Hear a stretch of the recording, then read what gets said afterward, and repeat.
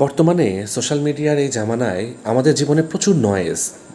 এই নয়েজ বলতে যে মানে শব্দ, লিটারেলি শব্দ হতে হবে সেই নয়েজ না, মানে আপনাকে অনেক বেশি এনগেজ রাখছে, আপনাকে অনেক বেশি মানে বিভিন্ন মানে একটার পর একটা একটার পর একটা আপনাকে বিভিন্ন ধাপ পার করে আপনাকে বিভিন্ন রকমের ধূর ছাতার মাথা।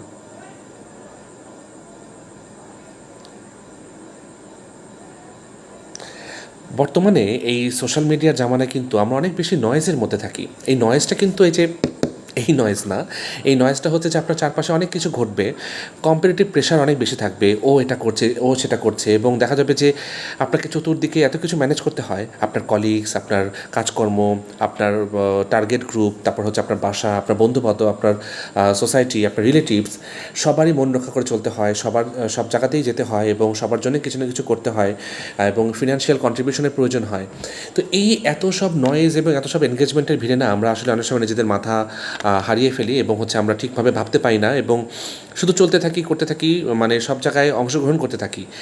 এই নয়েজের ভিড়ে না একটা সাইলেন্স খুব দরকার, একটু নিজের মতন করে থাকা, একটু নিজের মতন করে বোঝা যে আমি আসলে কোন সার্কেল মেনটেন করব, আমি কি করব, আমি কেন করছি, জাস্ট বিকজ অন্য কেউ করছে দেখে আমারও করতে হবে।